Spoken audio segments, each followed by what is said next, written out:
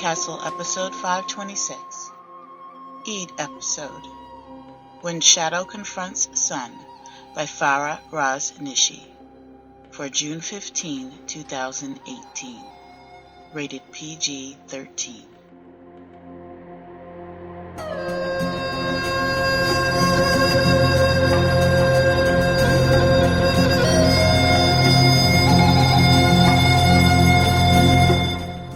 And Salam Alaikum, friends. Welcome to PodCastle, and welcome to the second annual Ramadan special. Ramadan, for those unfamiliar, is the holy month of fasting for Muslims around the world. And as this episode is set to air on Eid al-Fitr, the day the month ends, I would like to wish an Eid Mubarak to all my brothers and sisters out there, who are hopefully enjoying some time off with family and friends. My name is S.A. Chakraborty, and I'm a speculative fiction writer from New York City.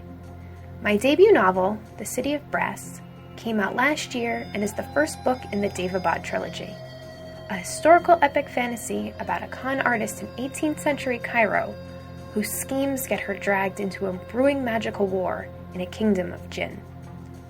Right now, I'm working on the second book, called The Kingdom of Copper, but I was delighted and honored to take a break from all that when PodCastle shared with me this utterly gorgeous and haunting short story that you're about to hear. It's one to savor, and one I suspect will resonate with many listeners. So let's get to it. Today, PodCastle is very proud to present When Shadow Confronts Sun, written by Farah Rishi. It's a PodCastle original and Farah's first publication. Farah is a writer, voice actor, and former animal lawyer. She is working on her debut novel with content production company Glasstown Entertainment. You can follow her on Twitter at faraway, FAR_AH_WAY. Your reader today is Nadia Niaz. Nadia is a writer, academic, language nerd, creative writing teacher, and third culture kid who now lives in Melbourne, Australia. She divides what little downtime she has between cooking, knitting, painting, dancing, powerlifting, and now narrating stories for PodCastle. You can follow her on Twitter at Nadia Niaz, NADIANIAZ.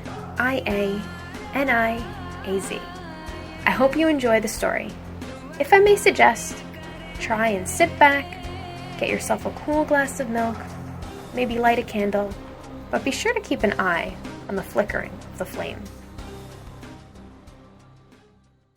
When Shadow Confronts Sun by Farah Rishi, narrated by Nadia Niaz. Allah will say, "Enter among nations which had passed on before you of jinn and mankind into the fire. Every time a nation enters, it will curse its sister, until, when they have all overtaken one another therein, the last of them will say about the first of them, Our Lord, these had misled us, so give them a double punishment of the fire. He will say, For each is double, but you do not know." The barn seller's cart has a very particular smell: burnt roses, sugar syrup, cumin, spicy and sweet, like Nani's sticks of sage, the ones she burns every Sunday after Fajr to ward off jealous eyes and jealous spirits. But I am hungry, and I breathe it in, letting the new-found familiarity of the fragrance settle into my bones. Perhaps if I smell like barn, this world will accept me as one of its own, because that's what Pakistan is in Ramzan, its own world. The barn seller greets us. The smell of his wares is its own lighthouse in the bustle of the market, still crowded in the long days of Ramzan. Beside me, Saif's chappals slap against the bottom of his bare feet with his every step. Nani is ahead, as she always is, her chin high and her dupatta low, revealing silvery strands of hair. She is very much at home here. I don't really like barn. It tastes too much like grass and birdseed, but the pan seller with his pink and yellow teeth always gives Nani free pan and affectionately calls her Naniji. She loves pan, so I want to like it too. The barn seller smiles at Saif, my twin brother, and then he sees me. His smile falters, as it has every time he has seen me these past few weeks. There is the Pani Bachchi, he says, water child. I feel my own eyes brew with quiet annoyance. Mine are blue. Nani says blue eyes are a bad omen. It means I carry a watery, unstable personality. What she really means is rebellious. Secretly, though, I think she means this with affection. Saif has brown eyes, round and gently inquisitive. He is petting a donkey's velvet nose a few feet from the cart. His lashes are almost as long as the animal's. Maybe she'll look like Aishwarya Rai when she grows up, the pan seller suggests in Urdu. Whether he is trying to comfort me or Nani, I'm not sure, but I know he's spewing nonsense. I am too short for my 12 years, my hair and eyebrows too thick and unruly, and my skin is just a shade too dark, even here. And now I am angry. Her blood pressure has prevented Nani from being able to fast in years. She takes the free pan he has offered. Maybe, is all she says. I can't see her face. Warm fingers suddenly fold themselves between mine. Saif smiles at me. Besides Nani, he's the only one that ever does. He reminds me that despite the pan seller's coarseness, I still like it here, flaws and all. I press my fingertip into one of his dimples, which makes his smile only wider. The azan begins to echo through the market, a sound that gleams through the smog-tinted air. Nani sneaks the pan in her mouth and chews as she strides ahead. The market's wall of stands and carts narrow, though many of them are closed during the day for the monthly fast. Above us, colourful signs plastered in Urdu, which I'd never learned to read, wave in a barely there breeze, hung on laundry lines. Nani walks fast. She knows I will get distracted by the fried jalebi that glitters like topazes and the baskets of tamarind and mangoes. My mouth waters and I am breathless once we reach the cloth seller, a diminutive woman surrounded by red and fuchsia and pastel bolts of cloth threaded with gold. We need to make sure we get you all the kurtas we can get, Nani says, her fingers running against some green velvet. Before you go home, she adds softly. I run my hand against a nearby bolt of dark plum silk. I should be happy. I love kurtas. They suit my body better than t-shirts ever did, and people pay well over $40 for unsightly knockoffs in America. But my chest aches because I don't want to go home, and she knows it. There is magic here, and it is alive, and it sings the azan. It'll be good to finally be back, don't you think? Saif asks me. My eyes begin to throb. Home is where I am ugly. I blame Mom. She wasn't there to warn me about the cruelty of middle school girls. She wasn't there to teach me how to use a tweezer or the importance of lip balm or shaving your legs before gym class. Nor did she prepare me for Saif, with his beautiful eyes and charming smile, to be so popular. She did not inform me that I would never be. Instead, she died and left nothing of her beauty behind for me to keep. I don't want to go home, I say softly. The words have escaped before I can apprehend them. Now there is silence, and I am grateful for the full mug in my hand. The sun is down, and the four of us, me and Saif on one side of the dinner table, Nani and Dad on the other, have just eaten. Saif and I were supposed to catch fireflies after iftar, but our bellies are too round and full to move. I take a slurp of the warm, frothy cream from my mug, too thick to be called milk, though Nani insists that's what it is. Whatever it is, I do not have to force it like the pan. I have told you time and time again, after Eid, we go home, Dad says tiredly. We're all going home. You can leave Sana for a little longer, Nani pleads. School starts in a week. She needs time to prepare. She has homework to do. Nani looks at me apologetically. There is nothing she can do to convince her son-in-law. He stopped listening to her after Mom died and makes fun of her behind her back for dabbling in superstitions. Dad sighs. Me, please. Don't encourage her. I know he hates it here. He didn't used to, but now Pakistan reminds him of Mom. I swallow, but the milk does not douse the fire burning in my chest. What if Saif stays with me too? I ask. Dad trusts Saif more than me because I am, at times, I overheard him say once, unpredictable. We can make sure we both get our work done. We'll fly back right before school starts. I promise. Saif looks up at me from his mug. He hasn't touched his milk. He doesn't like it. He likes watery milk and school and home. He does not argue with me, but he does not defend me either. Instead, his mouth remains wound in a grimace. But it doesn't matter. We are leaving together, Dad says. It's done. Over the past few weeks, I have flown kites on rooftops, been chased by trained monkeys in the streets, seen mosques covered in white marble and adorned with minarets the size of small planets. I've fed families of purring kittens unafraid as they followed me down palm tree-lined roads. Kind strangers have given me mango kulfi in terracotta pots, or fed me fat, juicy dates once the sun has disappeared, and I've waded through the ocean in a t-shirt and shalwar, and no one thought it strange.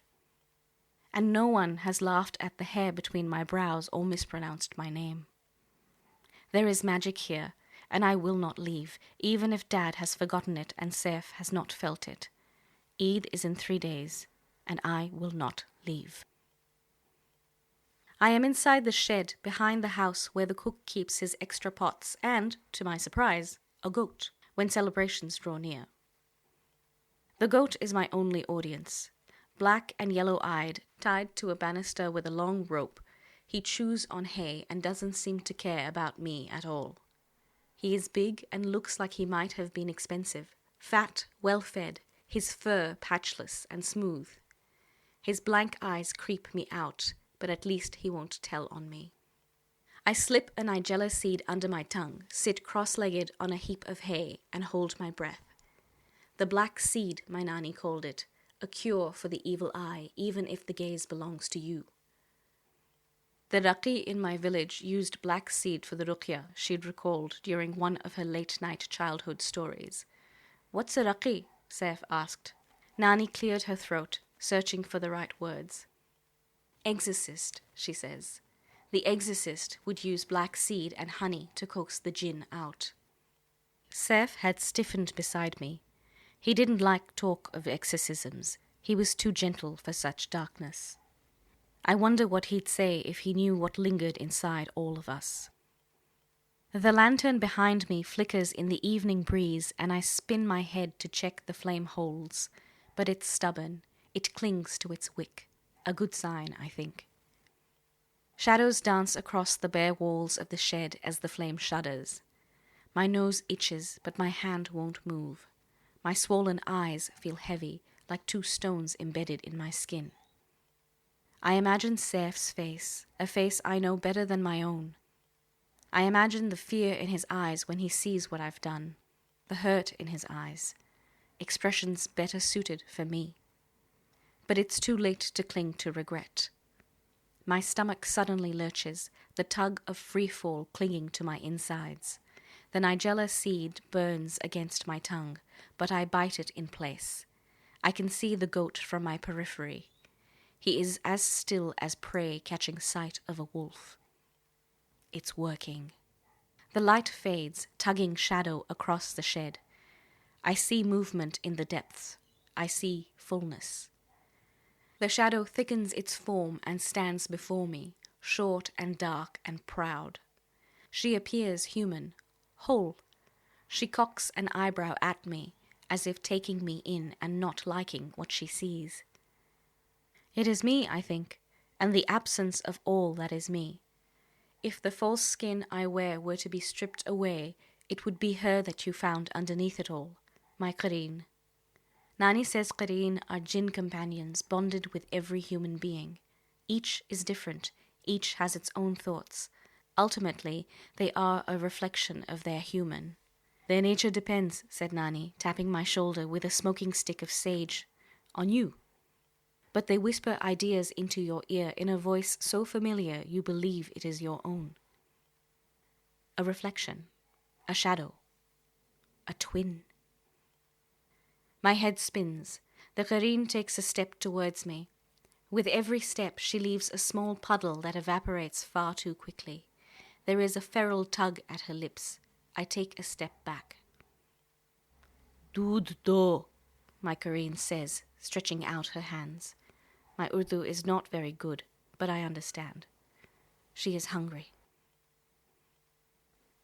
I dream that night I am home, and worse, I'm in Madame Bernard's third period French class.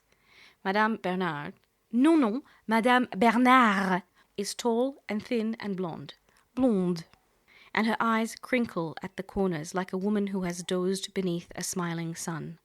She was born in France, and she takes the time to remind us of this every afternoon. In my dream, she makes the class listen to an insufferable song about Soleil and Champs-Élysées, and I want to die, which is why she makes eye contact with me. Adelaide, she says, using the French name she's given me, why don't you finish the song for us? In French? I ask. Oui, bien sûr. I have to sing it? En français, s'il vous plaît? I stand. It's hot in the classroom. Sweat pools beneath my armpits, and it trickles down my sides. I sweat too much. When I'm called on in class, it means the rest of the kids will remember I exist, like an old ugly toy left forgotten, now found to be thrown away. Saif told me that when I'm nervous I start to smell a little like Nani. I didn't talk to him for a week after that, even though he was right. Miss Bernard is waiting. Her eyes are grey, but mine are blue, and they are boiling.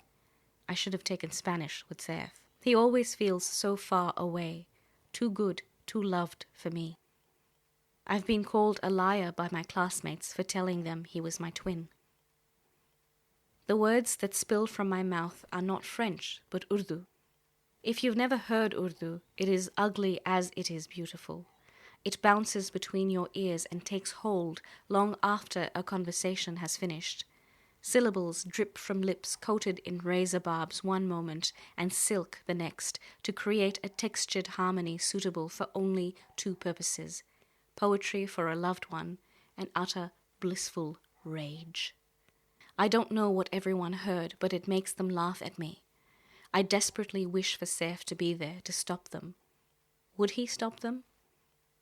This is where the dream becomes blurry, or maybe it's the smoke, but fire bursts from my pupils and shrouds the classroom in flames. Madame Bernard and my classmates laugh even as they melt into puddles on the floor. Heat hums in my veins, but I don't smell smoke. I smell sage. My Qareen wants to go back to America, so in 2 days she will do what I say and go on the plane with my dad and Saif while I stay here. Her gaze is trained out the window towards the shed. She's wearing my clothes, an old Montgomery Middle School fair t-shirt and dark blue leggings, but she wears them better. I'm not used to her yet. She moves too fluidly, like liquid. You are an idiot, she spits in English, her words laced with barbs. I've learned she often tells me 2 things, what she hates and the obvious. Why? I ask. She turns her head to look at me. Where her eyes should be blue, they're as black as obsidian. The air isn't right here. There's too much awareness, she says carefully. I'm still not used to hearing my voice from her mouth. There's just too much. But at home... Footsteps creep behind me from the hallway. I shove my Qareen in the closet. She hisses like a feral cat when Nani ambles past us. My heart thuds against my ribcage. My Qareen didn't have to finish her sentence. I hear her thoughts echo in my head, thoughts intertwined with a smile. But at home there is nothing. Later I am in Nani's room. The smell of incense lingers at her doorway, beckoning. Nani wasn't always superstitious, but I don't mind the change or her sudden move to Pakistan. After a loss, she explained to me, after the funeral, you must embrace change. If you don't bend with it, you will break. A sun-faded photograph of my mother when she was a child stands on Nani's dresser. I look away from it, though I feel Mom's gaze. You look just like her, Nani tells me, the splitting image. I fail to see the resemblance. I also fail to inform her that she's gotten her idiom wrong. Nani sits on her bed, which creaks beneath her weight. Her long silver hair is uncovered, and in a white shalwar kameez she looks a little like a ghost. I want to tell her about my Kareen because I think she would understand. She'd laugh and mess up my hair and call me clever. But then she grabs her lumpy blanket in her knobbly fist. But no, it's not her blanket, but the kurtas she bought for me in the market. Elegant flowing shirts made of green velvet and gold thread and fuchsia and fiery reds, shredded. My beautiful clothes reduced to fragments of fabric. Nani had picked them so lovingly for me, and maybe Nani isn't my mom, but she is the closest link I have. Her kurtas, her gifts, are mom's gifts. Ones my Kareen has destroyed. I wait for Nani to scold me, to tell me how cruel it is to shred them just because I'm angry I have to go home. But she doesn't. Instead, she says, "You're a good girl, Sana." Nani breathes in, lets the air settle in her old lungs, and balls the ripped fabric in her hands. It's okay to be upset sometimes. It sounds like she's reassuring herself. Eid is tomorrow, and Saif has already packed his things. It is the end of August, and he will start a week-long soccer training camp before school starts, as if he doesn't do enough already. He is convinced 7th grade will be better than 6th, and for him, I'm sure it will be. I think he knows about my Kareen. He saw her climbing the lime tree in the courtyard, hanging upside down and laughing at him like a wild monkey, even as I told her to keep it down. He knows I would never laugh at him, and I am too afraid of heights to climb trees. But he hasn't said anything about it to me.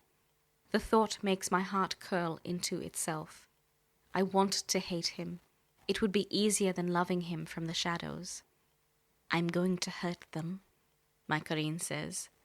Milk dribbles down her chin as she folds some paper in half, then half again, before folding in the corners. Her mug lies forgotten on the floor. I'm not sure where she got the paper from. Hurt who? "When I go back, I will hurt them all for you." She has folded a paper airplane. "All the ones who hurt you." "No one's hurt me," I tell her. I don't know the point of lying to her, especially when her words hold a hint of bold vindictiveness on my behalf, and I want to cling to them. She aims the paper airplane at me and throws. It collides with my chest. The sudden force knocks the wind out of me. I tell her it hurts, but she laughs. When I unfold the paper airplane, I realize it is the photograph of my mom when she was a child. She's laughing too. But at home there is nothing. My Kareen's earlier words unfurl in my head again, and now I understand their true meaning. There is nothing to stop me. When we first arrived in Pakistan, Nani told me a story about the girl and the mango tree. It goes like this. A lonely young woman, because all young women were lonely back then, stumbled across a mango grove after fighting with her new husband. She threw herself beneath the biggest mango tree in the grove, illuminated by moonlight and stars, and wept. The tree shuddered, awoken from its winter slumber by her tears. From its branches, fleshy mangoes suddenly swelled, glimmering like droplets of the sun. The young woman had heard of trees like this, gift-givers that only revealed themselves to those who needed them.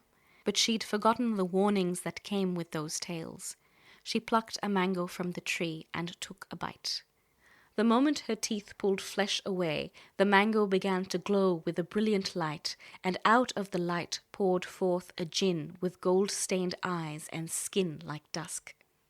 He offered himself to her to soothe her loneliness, but instead of taking him beneath the tree, the young woman plucked another mango and bit, releasing yet another jinn, one with skin like white opal, flecked with reds and blues and silvers, and long black hair that reached the dew-kissed grass beneath the girl's feet. Greedy still, the girl bit another mango, then another, until she'd consumed every mango on the sacred tree. But even though the young woman was surrounded by a flock of jinn eager to please her, loneliness still plagued her heart. Their love was not enough. She sobbed, disappointed with her gifts, and in a rage the jinn piled upon her and ate her. We had just passed a row of mango trees, Nani and I could swear I heard them rustle with life, with magic. Count your blessings, lest the tree catches a glimpse of your loneliness and makes you an offer you will not refuse, Nani warned me with a wink. Unless you can handle a flock of jinn, of course. Catching her tone, I shrieked, Astaghfirullah, Nani-jan! Gross! I can't help but wonder why she told me this story. That morning I am awoken by the sound of cooks shouting. The goat is missing. Only a puddle remains in the shed. Eid will not be the same without goat meat, the cook cried. I haven't seen Makareen in a few hours, but that night when she returns, sneaking through the open window while Saif sleeps and I am awake in bed, she smells like hay. We leave tomorrow, Dad reminds us during iftar. It is Eid, the first real Eid since Mom died, but he is in an especially bad mood because his laptop is broken. The screen is a mess of ink and shattered glass. I have locked my Kareen in my bedroom while the four of us dig into a pot of fish biryani. Make sure you have everything packed. Our flight is early, he adds. I quietly sip my milk, which Nani has sweetened with syrupy ruafza. My stomach roils like an angry ocean. My Kareen will be more at home than I ever was, I reassure myself. She'll be a better daughter, a better twin. After dinner, Saif takes me aside and hands me a thick box tied with silver ribbon. Eid Mubarak, he says softly. I tense. But I didn't get you anything. He smiles. That's okay. Get me something extra good for my birthday. I unravel the ribbon and lift the top of the box. Inside is fabric, soft, silken. I take it out to reveal a long, dark plum kurta inlaid with metallic silver beads across the neckline. It's beautiful, utterly beautiful, like something our mom would have worn. It's too good for me. The fabric lady said it'll suit you, Saif says. My mouth has gone dry. I can't, I choke out. He takes a step towards me. It's yours. It's yours. It's yours, yours, yours. I look down into the box because I can't meet his gaze. My eyes throb. I'm angry, and I don't know why, but I feel as though I've missed something important. Say, I seek refuge in the Lord of mankind, the sovereign of mankind, the God of mankind, from the evil of the retreating whisperer who whispers into the breasts of mankind, from among the jinn and mankind. I stare at myself in the mirror. My Kareen appears behind me. She doesn't say anything.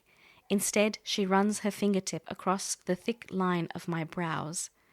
Her touch burns and my eyes water. I hear a bang upstairs and scream. Nani! I race up the stairs so fast I can feel wind that isn't there, though my legs aren't strong like Saif's. The screaming is coming from my bedroom. I sprint towards it, swallowing mouthfuls of breath and gasping for more. The floor is littered with shredded paper and dark plum silk. Nani is standing at the doorway, and beyond her I see Saif on the ground. Pinned by me. Or my Kareen, I can't even tell anymore. Her short brown hair cascades around her face, and her short brown arms and hands are at my brother's veiny neck. I will hurt them all, she hisses. Nani feels me next to her. Sana? I run past her as she demands, Sana, what have you done? I throw myself at my Kareen, knocking her off Saif. She flies to the ground with a thud like she's solid, a real and living thing. I marvel at my own strength. Sana! I hear Saif choke out behind me. My Kareen does not try to flee, but presses her back against the wall. I feel something deep inside her flinch and tightly curl like a dying wick. She is afraid, I realize, of me. She snarls, and my mind goes blank as I approach her. There once was a young woman and a mango tree. I close my eyes because I don't need to see her, not anymore. From somewhere, maybe the white marble mosque, the azan echoes and lingers like a song.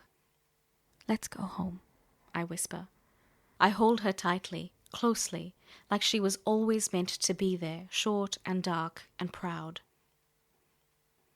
I love it here, but I'll bring it with me, all of it, hide it in the spaces between me.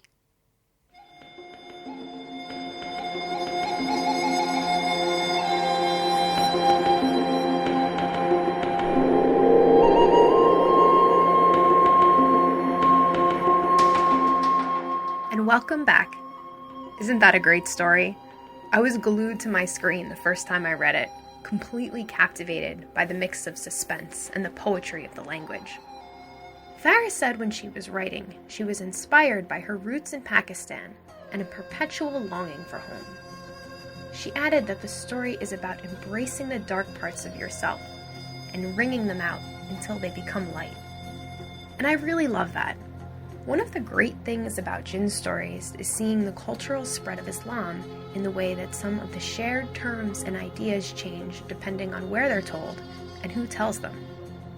When our main character, Sana, first mentions calling a Qur'an, I have to admit I was pretty creeped out.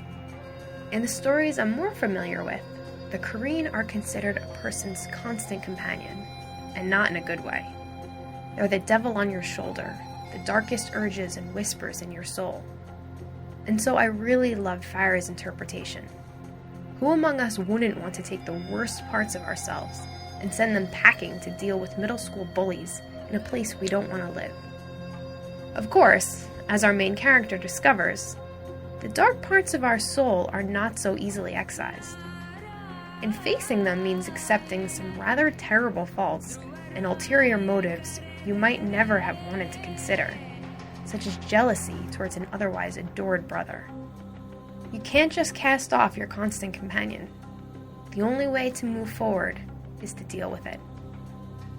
That was our show for this week. On behalf of everyone at PodCastle, thanks for letting us share another story with you. We'll be back next week with another. Until then, this is S.A. Chakraborty, reminding you not to be so greedy should you come upon a mysteriously abundant mango tree.